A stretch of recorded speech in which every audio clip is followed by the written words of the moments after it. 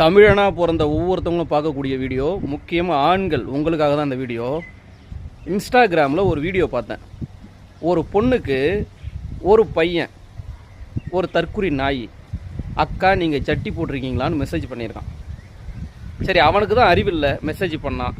இந்த பொண்ணு என்ன பண்ணியிருக்கணும், அதை தள்ளி விட்டுட்டு வேலையை பார்த்துட்டு போயிட்டே இருக்கணும். அந்த மெசேஜை எடுத்து ஸ்க்ரீனில் வச்சு உன் டவுட்டை நான் கிளியர் பண்ணுறேன் அப்படின்னு நல்லா பேசிக்கிட்டே இருந்து பட்டுன்னு தூக்கி காமிக்குது. கீழே பேண்ட்டு போடல, வெறும் டாப்பு மட்டும் போட்டிருக்கு. அதை பார்த்த உடனே எனக்கு ஷாக் ஆகிடுச்சு. என்னடா ஒரு பொண்ணு இந்த மாதிரிலாம் பண்ணுதுன்னு அதை ஐடியை ஓப்பன் பண்ணி பார்த்தா ஒரு வீடியோவில் கூட பேண்ட்டு போடலை. எல்லா வீடியோவிலையும் மேலே டாப் மட்டும் தான் போட்டிருக்கு, பேண்ட்டு போடலை. அதையும் காமிச்சு வீடியோ போட்டிருக்கு. நம்ம பயபுலை ஒர்க்கானவில் வல்கராக மெசேஜ் பண்ணியிருக்கானுங்க இன்பாக்ஸில், இதில் கமெண்ட் பாக்ஸில்.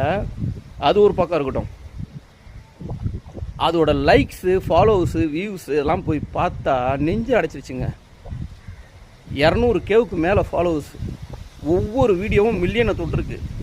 இல்லை, நான் தெரியாமல் கேட்குறேன், நம்ம வீட்டில் நம்ம கூட பிறந்தவங்க, இல்லை நம்ம கட்டிக்கிட்டு வந்தவங்க, இல்லை நம்ம பெற்றவங்க, நம்மளை பெற்றவங்க யாராவது லேடிஸுங்க இது மாதிரி சோஷியல் மீடியாவில் அரைகுறையாக ட்ரெஸ் போட்டுக்கிட்டு அசிங்கமாக பேசிக்கிட்டு வீடியோ போட்டால் லைக் பண்ணுவீங்களா?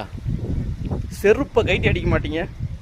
அப்புறம் எப்படி ஏதோ ஒரு பொண்ணு ஆபாசமாக பேசுச்சுன்னா, ஆபாசமாக காமிச்சிச்சுன்னா லைக் என்ன, ஷேர் என்ன, ஃபாலோ என்ன? ஹே, யூ லுக்கிங் ஸோ க்யூட்டியா, நீ ரொம்ப அழகாக இருக்கியா, உங்ககிட்ட கொஞ்சம் பேசலாமாயா, நம்பர் அனுப்புங்கயா. காஜி பிடிச்சாடா அலையிறீங்க. காஜி கேவலமாக இருக்குடா, சத்தியமாக கேவலமாக இருக்குது. சோஷியல் மீடியாவில் லைக்கு, ஷேரு, ஃபாலோன்றது ஒரு போதை.